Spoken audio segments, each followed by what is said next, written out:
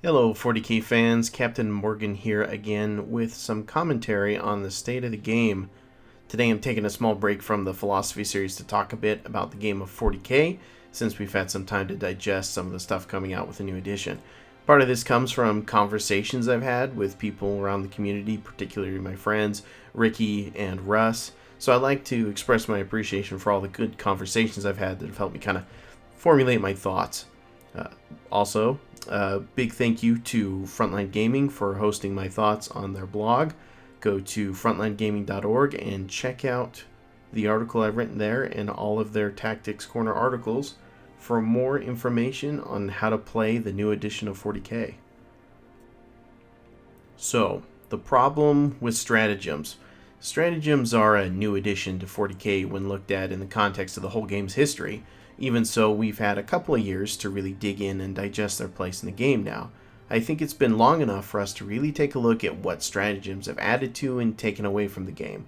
At its core, the concept of stratagems was to create a system that will allow your units to be a little extra, or to allow players an opportunity to find an exception to the general rules, principles, and practices.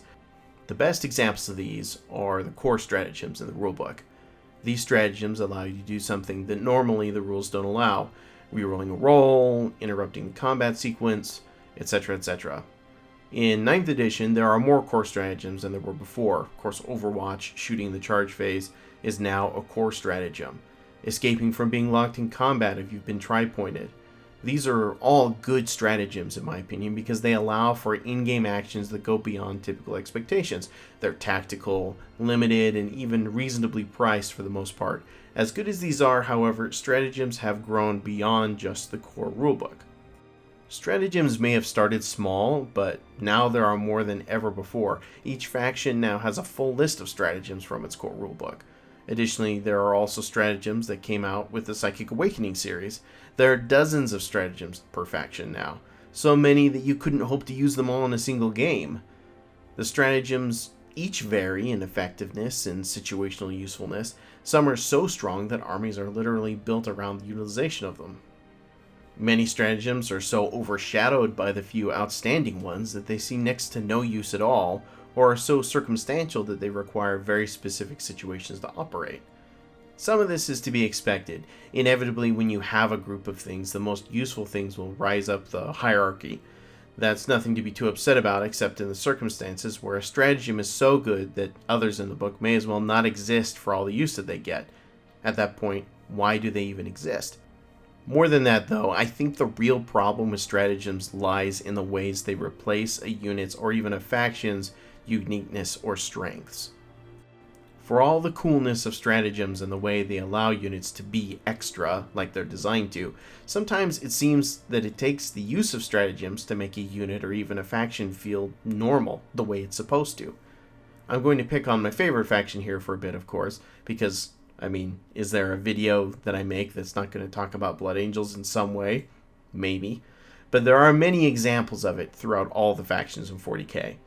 In the beginning days of Blood Angels and 8th edition 40k, they hit the scene pretty hard. A lot of this was the result of the stratagems that allowed them to close in and make use of the jump pack units. Movement, of course, always being very strong. The strongest thing in the game, really, when it comes to what's going to win you a game in 8th edition. And being able to connect with units in close combat, especially right from the get-go, turn 1, was a really, really big tool in their arsenal. The stratagem that allowed you to do that was Wings of Fire. Wings of Fire was very popular and very effective. Of course, that meant that it received an increase in command point costs very, very shortly after the Codex came out. Then there were the changes that came around for the way reserves worked, where you couldn't come in the first turn, and there was a bunch of different changes to the game that happened, not just in response to Blood Angels per se, but also just the effectiveness of Alpha Strike was so strong that some of these things changed. And so the increase in command points costs combined with all these changes meant that the faction quickly lost its effectiveness. Over time, it became a contender for the bottom tier worst faction to play in 8th edition. Once you were out of command points, after all, it seemed like Blood Angels forgot how to fly. They forgot how to be Blood Angels. That seems really inappropriate considering how this is a core theme of the faction that existed for years and years prior. Rules iterations in the past for Blood Angels focused on their jump troops' ability to accurately descend from on high to deliver judgment. Meanwhile, several of their units and characters were missing things that were mainstays from previous editions, or were watered-down versions of their former selves, some of this being replaced by stratagems. This was especially true for characters like Mephiston, Dante, and Tycho. Mephiston, while formidable, lost character by losing his transfixing gaze ability, one that has existed since he first got rules in 2nd edition. Dante was cast down as the worst named chapter master out of all the codexes because of his price and his reroll wording. His death mask was no longer unique, and he offered no benefits to give an army additional command points like other chapter masters, despite being lauded as a tactical genius who even Marnius Calgar took a backseat to. Marnius Calgar, by the way, being one of those chapter masters who gave his army command points. Ball Predators, once a mainstay of Blood Angel lists back in 5th edition, were next to useless because they were exempt from the killshot stratagem. Beyond that, a core feature of the tank in all Blood Angel Rhino chassis tanks for years gone by was turned into a stratagem, Lucifer engines. The speed and ferocity of Blood Angel's Rhino Rush armies disappeared. Then, of course, there were stratagems that could be used to completely negate your own stratagems. This means that the stratagems that give your army character can be turned off by the other player at a most crucial moment. This watered-down feeling is not unique to Blood Angels. Dark Angels also had core concepts of their rules turned into stratagems, like the Inner Circle stratagem. Other stratagems were so situational that they hardly came up in games. Some were related to war gear, where weapons that used to be war gear became stratagems. This is not something that is unique, of course, to Astartes-type factions, but those are the ones I'm the most familiar with. I'm betting fans of their particular faction will be more than happy to put in the comments the things they think about their preferred factions that have this same issue. Psychic Awakening and some of the Codex supplements aim to correct some of these issues, of course, but in some cases, they only made it worse. I thought Psychic Awakening was a great breath of fresh air into the new edition. Many factions, including the Blood Angels, benefited greatly from the additions to their core rules. This helped reduce the watered-down feel of the armies in general, which I think is good, though not completely or necessarily in the right ways, depending on which faction. In many ways, it actually re-emphasized some of the problems by adding even more stratagems to the mix. For Blood Angels, again, because I'm the most familiar with them, the Sanguinary Guard received a lot of characterful additions that made their death masks, for example, function more, but only if you had the command points to spend on them. Now, from a unit design perspective, death masks should be a core part of this unit, as it has been in the past, especially considering the base ability of the masks only affects morale. So you pay points for the mask so that you can pay command points to use them in what would be the most effective way.